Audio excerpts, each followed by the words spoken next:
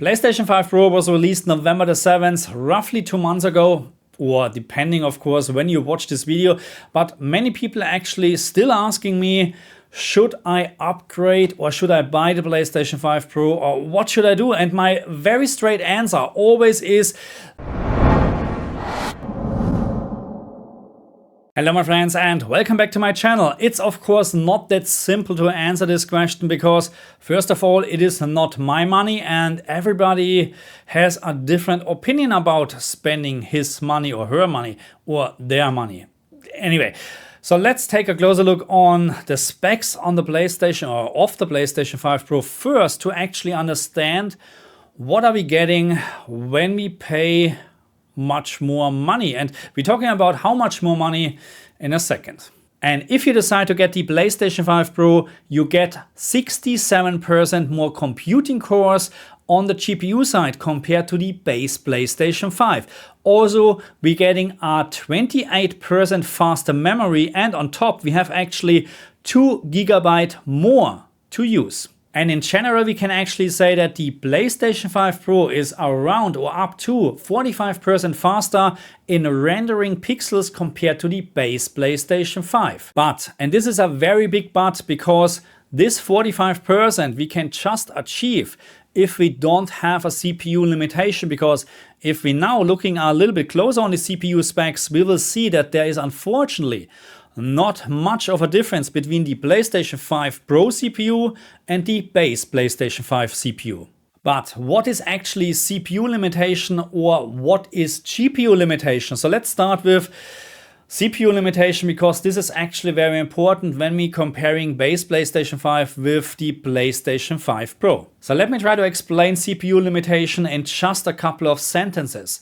The CPU is responsible for delivering or transferring data to the GPU. So that means if now your CPU can just deliver 50 FPS to your GPU because the game is very demanding, because you have a very old CPU, then it really doesn't matter if you have a 6090 or a 7090, you will just see 50 FPS on your screen because of the CPU.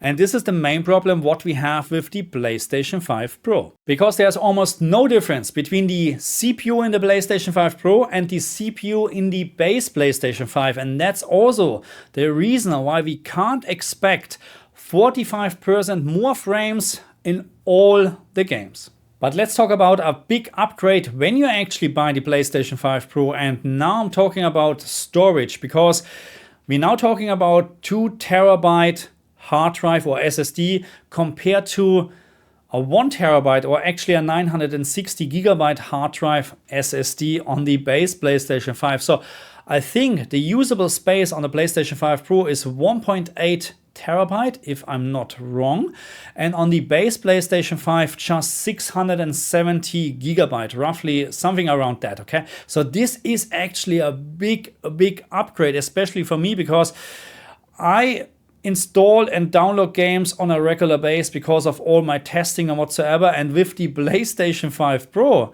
I have actually less to do because I can install just much more. And also one thing what we should talk about is the new Wi-Fi or Wi-Fi 7 standard what we get with the PlayStation 5 Pro. So I haven't done any testing compared to the base PlayStation 5, but just looking at the specs, Wi-Fi 7 is significant better than Wi-Fi 6 if of course, if you have a Wi-Fi 7 capable router. But this is something what is also an advantage or upgrade over the base PlayStation 5. And last but not least, let's talk about maybe one of the most important differences between the PlayStation 5 Pro and base PlayStation 5.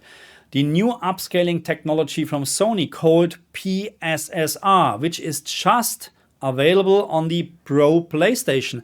And yeah, so on the base PlayStation, the developer can just use FSR as upscaling technology from AMD. Not just, there are different upscaling technologies, but we're focusing on FSR and PSSR and DLSS.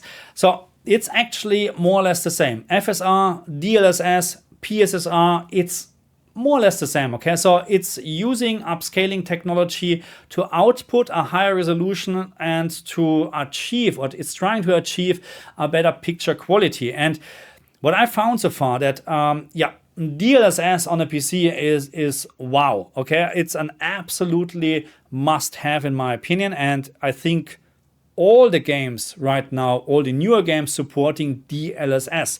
And now with DLSS 4, it's getting even better. So PSSR is Sony's solution for the Pro PlayStation, not usable on the base PlayStation, unfortunately, but it is much, much better as far as I can tell, because I tested a lot of games. I compared a lot of base PlayStation 5 games with the Pro version, and when PSSR is in use, when PSSR is in proper use and they did a good job, it is always better than FSR. But enough with talking about specs, enough with hardware, let's focus on games, because this is actually the only thing what counts. What can you see on your screen, TV and monitor? And I like to be very honest with you, because it really depends on what screen, TV or monitor you're actually using. And it's not just the quality of your screen, TV or monitor, it's also the viewing distance, because let's just imagine you have a 65-inch LG CX, which is a fantastic TV,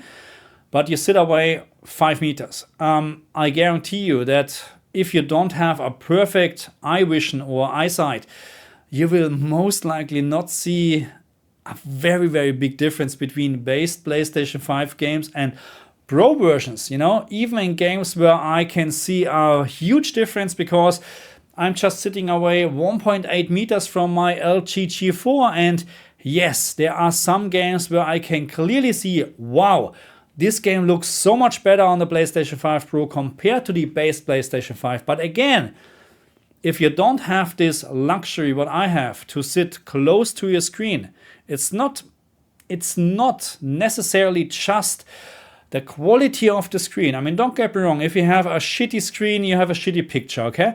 But an LG CX is, in my opinion, an absolute fantastic TV. But again, if you're not sitting close enough to enjoy or to see all the details, a PlayStation 5 Pro will not make the picture better.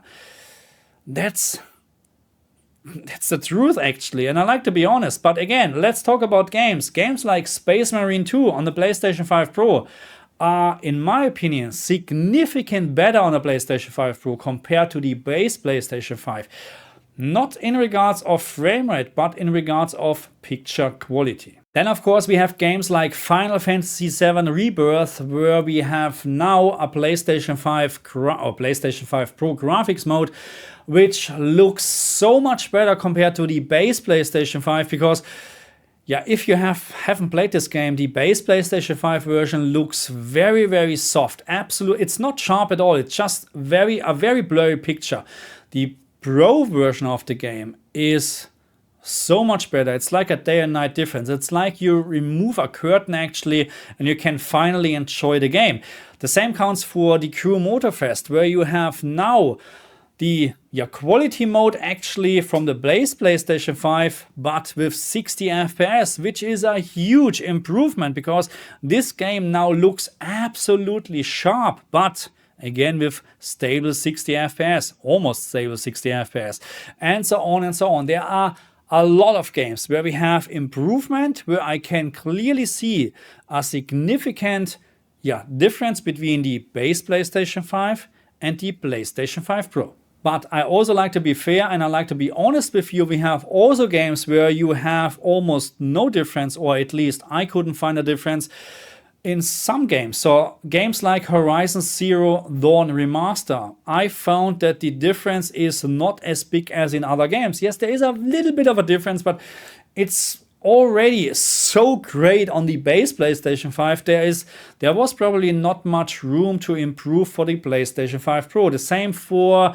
counts for Horizon Forbidden West, which is already an absolute fantastic experience on the base PlayStation 5.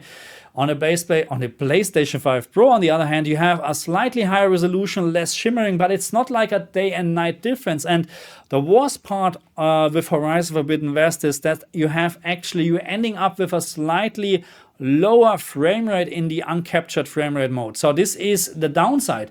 And then when we're now talking about really bad examples, then we have Silent Hill 2 and Avatar, or the Jedi Survivor game. So let's start with Avatar Frontiers of Pandoria. And when this game was released on the base PlayStation 5, I was not impressed with the picture quality at all, because the game looks very blurry and fizzy.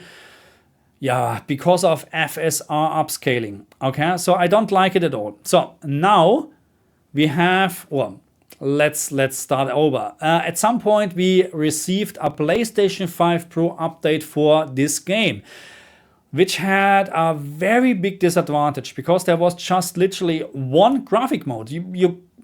Just one. You played this game on the PlayStation 5 Pro, and all what you got is actually a 60 FPS performance graphics mode, whatever you want to call it, with PSSR enabled. And this was a very big mistake, because PSSR is until now not working at all in this game. It's actually making this game looks worse, in my opinion, compared to the base PlayStation 5. At some point they actually patched the game again, and you can now choose between all the available graphic modes what you have on the base PlayStation 5 plus the PlayStation 5 Pro mode. So now you can at least consider or experience for yourself what you like the best. But again, this is, in my opinion, a very good example on how bad PSSR can look in certain games. Another very negative example is Silent Hill 2, because we received at some point a PlayStation 5 Pro update, but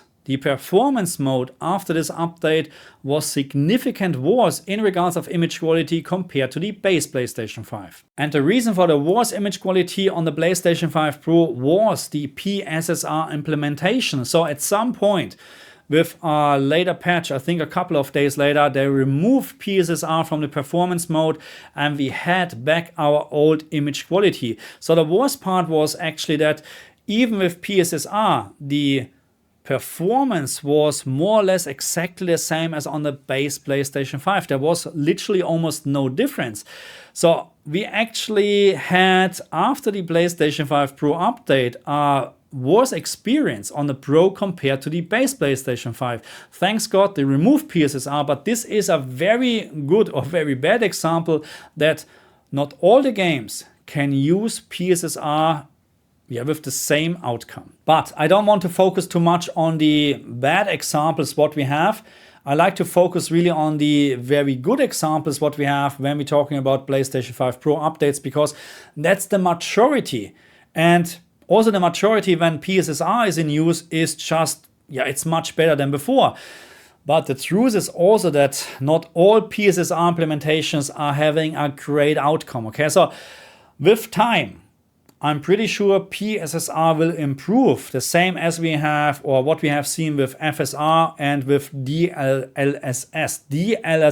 So we can expect much better outcomes at some point or with future games than we have seen. This is the absolute fantastic news.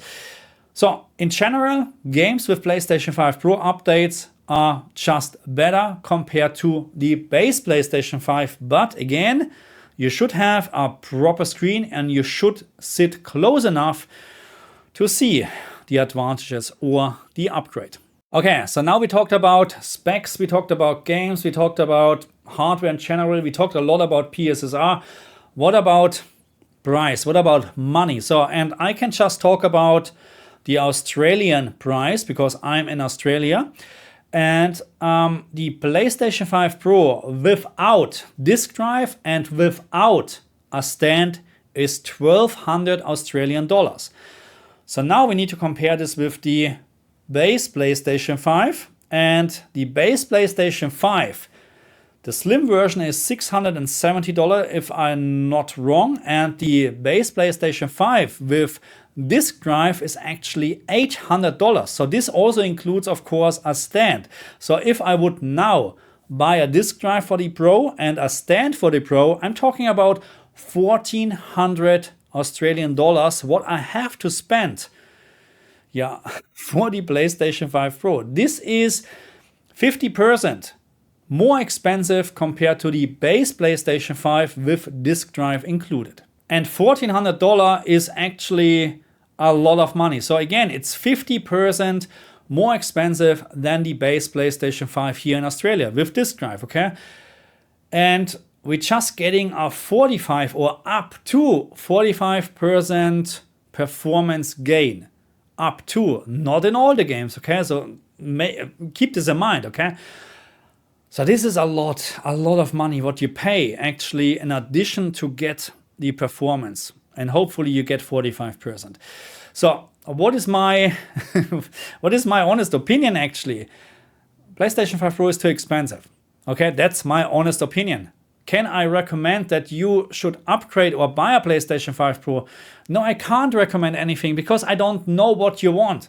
Okay, if you like to play future PlayStation 5 Pro games with the best picture quality, with the best image quality, the highest performance, then you have to upgrade. You have to buy a PlayStation 5 Pro. If you're happy with the base PlayStation 5, with what you're seeing on the screen right now, no, don't upgrade. Save the money. Buy games instead of upgrading.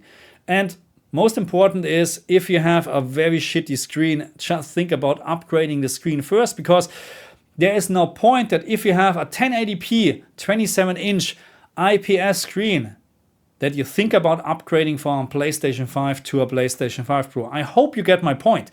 Okay, so my opinion is, yes, the PlayStation 5 Pro offers in many games, in my opinion, a significant upgrade if you have the proper, or if you have a proper monitor, screen or TV. But it's still expensive, okay? So, but this is how it is with everything. And I just like to remind you what we're getting with the 5090 now compared to the 4080. And I'm just waiting actually for some serious or honest tests actually in regards of raw performance, because this is actually what I'm looking forward to it, to see what can the 5090 deliver compared to a 4090. And then everybody else can, or everyone can decide if it is worth to spend so much money. So again, I can't recommend anything because at the end it's absolutely up to you. All what I did with this video, I delivered facts, my own opinion. I still think PlayStation 5 Pro is a great piece of hardware, but way too expensive. Thank you very much for watching me. It's too much today. Thank you very much for watching me, and I'll see you guys next time. Bye.